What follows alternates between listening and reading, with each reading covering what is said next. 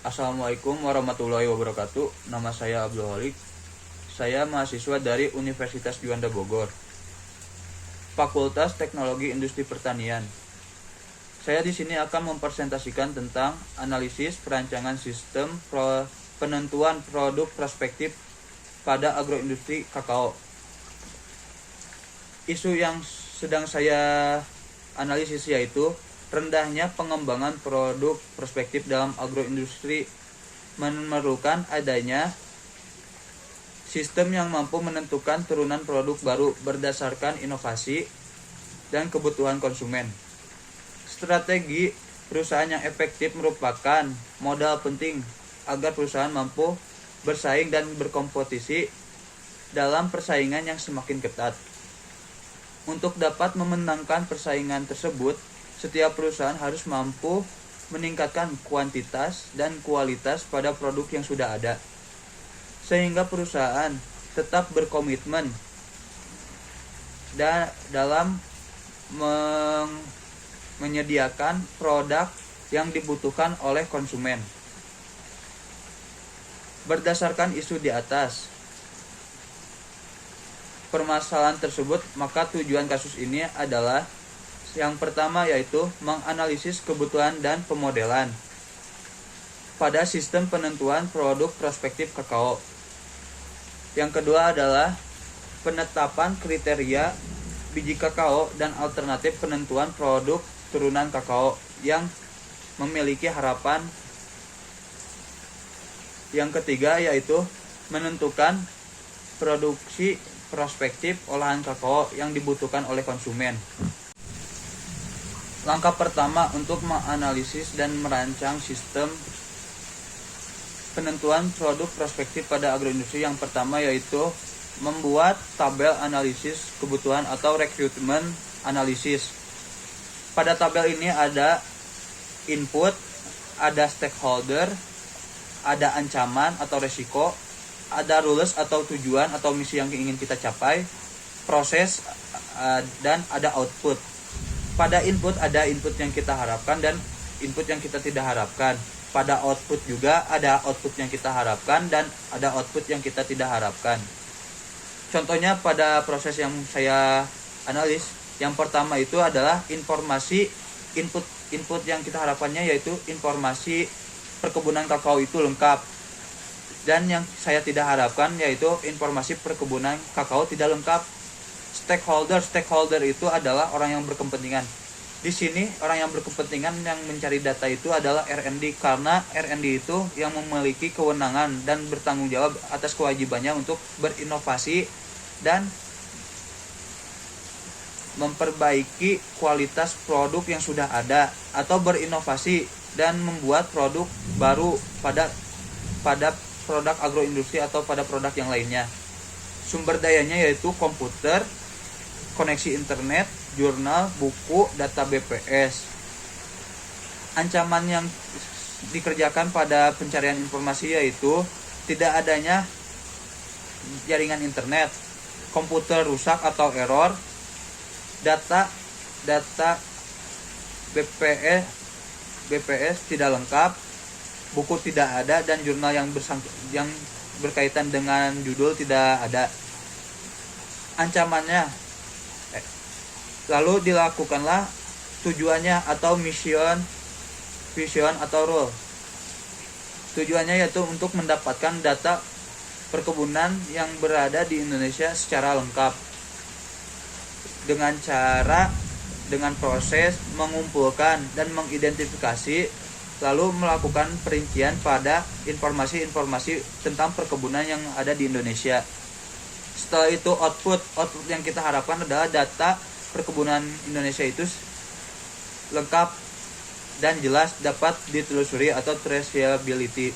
Sedangkan outputnya yaitu data perkebunan kakao yang kita cari dikumpulkan data tersebut tidak lengkap dan tidak bisa ditelusuri atau traceability. Setelah kita membuat tabel analisis kebutuhan atau rekrutmen analisis, kita membuat BPMN atau metode alur proses.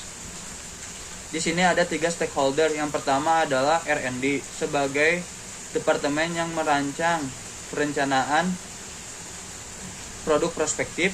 Lalu ada marketing sebagai penghubung antara perusahaan dengan konsumen, dan konsumen sebagai responden atau sebagai orang yang mengonsumsi atau menggunakan produk yang akan kita buat. Yang pertama yang kita lakukan berarti ada di R&D, yaitu ada lingkaran hijau atau star.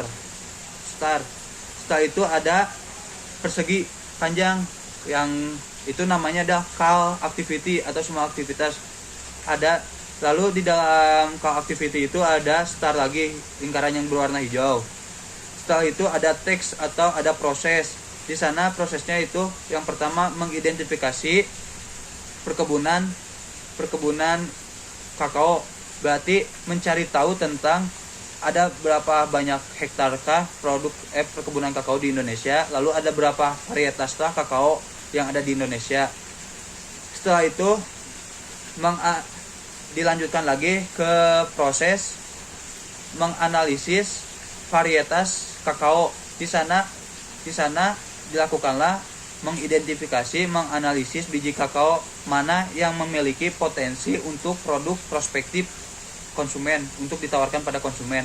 Setelah itu dilakukanlah pemilihan beberapa produk turunan seperti kakao butter atau powder kakao atau kue kakao atau susu kakao.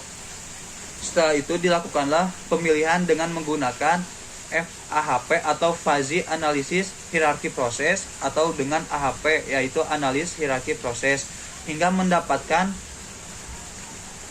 salah satu produk prospektif yang akan kita tawarkan pada konsumen. Setelah itu R&D mengirim data perencanaan prospektif tersebut kepada marketing. Marketing menerima data prospektif tersebut, data perencanaan prospektif tersebut, lalu mereka menganalisis dan memahami data tersebut. Setelah mereka memahami, mereka melakukan pemilihan konsumen ahli. Konsumen ahli ini bisa kita dapatkan dari konsumen yang sering menggunakan produk yang kita buat seperti vendor atau dan lain-lainnya. Setelah itu ada call activity lagi berwarna biru. Lalu di dalam call activity yang berwarna biru itu ada proses pengumpulan data tentang bahan prospektif, bahan baku yang akan kita buat, bahan produk yang akan kita buat. Lalu kita membuat formulir kuesionernya, mencari isi soal yang sesuai dengan yang kita analisis atau yang sudah dipahami oleh marketing, yang diberikan data dari R&D. Setelah itu dilakukanlah pembuatan soal tersebut, dilakukanlah uji coba. Apakah soal tersebut udah layak disebarkan kepada konsumen atau tidak? Apabila tidak, maka ditolak, lalu dilakukanlah pengujian lagi. Apabila diterima dan dilanjutkan, maka data kuesioner itu dikirim kepada konsumen. Konsumen menerima data tersebut, lalu memahami apa yang ada pada form kuesioner tersebut. Setelah itu konsumen mengisi form kuesioner itu lalu mengirimnya kembali kepada marketing. Marketing memilah, atau ada di sana adalah logo inspeksi atau pemeriksaan. Marketing memeriksa mana data kuesioner yang layak, form kuesioner yang layak untuk dilanjutkan atau yang tidak dilanjutkan. Misalkan ada data yang tidak ada data dirinya, maka itu tidak layak, maka dikembalikan. Apabila datanya layak atau datanya itu sudah memenuhi, sudah mencakup pada produk yang akan kita buat, maka kita lanjut. Apabila tidak, maka kita ulangi dengan membuat kuesioner lagi dan mengirimkan lagi kepada konsumen. Apabila diterima, maka data hasil kuesioner itu dikirim kepada R&D. Dan data pada R&D menerima data hasil kuesioner itu ada pemeriksaan lagi atau inspeksi lagi. Apabila datanya dapat terpenuhi atau terrealisasi apa yang diinginkan konsumen, atau apa sih kebutuhan konsumen pada produk yang kita akan buat itu. Apabila kita dapat memenuhinya, maka kita melanjutkannya. Apabila kita tidak dapat memenuhinya, maka kita akan menganalisisnya lagi, varietas mana yang akan lebih baik untuk kebutuhan konsumen ini. Pada prospek ini tidak dibutuhkan lagi untuk tidak dilakukan lagi pemberian form kuesioner kepada konsumen, tetapi di sini akan menganalisa lagi varietas yang mana sih biji kakao yang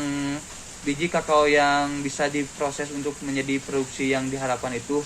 Misalkan di sini konsumen pingin protein kakao tinggi, atau konsumen pingin warna minuman atau warna produk pada kakao itu sangat mencolok, atau harum kakao itu ingin tercium. Di R&D di sana akan mengidentifikasi dan menganalisis dan akan membuat spesifikasinya. Apabila sudah terrealisasi, maka dilakukanlah penentuan spesifikasi pada produk yang akan di-trial. Setelah itu menguji konsep produksinya, dari mulai formula yang digunakan, mesin yang akan digunakan, produk yang akan dihasilkan itu tujuannya yang seperti apa. Setelah itu akan dilakukanlah produksi trial atau produksi dengan skala kecil untuk training doang, apakah produknya sudah oke atau tidak ketika diaplikasikan pada industri dengan skala yang besar. Setelah itu ada lingkaran merah itu artinya selesai atau finish. Batasan kritis analisis dan perancangan penentuan produk prospektif ini ada pada bagian perencanaan produk prospektif agroindustri kakao, yaitu pada R&D pada awal mula, yaitu mencari informasi tentang perkebunan kakao, biji kakao, dan memilihnya, karena di sana bisa ada resiko fisika seperti produk kakao di Indonesia itu ternyata semuanya itu berbentuk kecil atau cacat atau tidak sesuai dengan standar mutu. Resiko biologisnya itu pada perkebunan Indonesia itu masih terbanyak insektisida atau binatang pengerat yang dapat merusak pada produk atau pada buah. Bahan kimianya itu petani Indonesia itu bisa jadi masih menggunakan insektisida atau tidak. Itu adalah batasan kritisnya, yaitu pada sisi P-nya, yaitu ada pada perencanaan pada produk agroindustri kakao. Dan ada lagi sisi P pada penentuan spesifikasi produk kakao, yaitu ada batasan-batasan standar mutu yang sudah diatur pada SNI atau Standar Nasional Indonesia. Contohnya adalah kadar pada kimianya itu kadar airnya 6%. Terus pada bebas dari insektisida atau bahan kimia. Terus biologisnya harus bebas dari mikroorganisme, dan pada fisiknya itu harus memiliki fisik yang menarik atau sesuai dengan standar mutu yang kita harapkan atau standar mutu yang negara sudah cantumkan. Sekian presentasi dari saya. Wabillahi taufiq wal hidayah. Wassalamualaikum warahmatullahi wabarakatuh.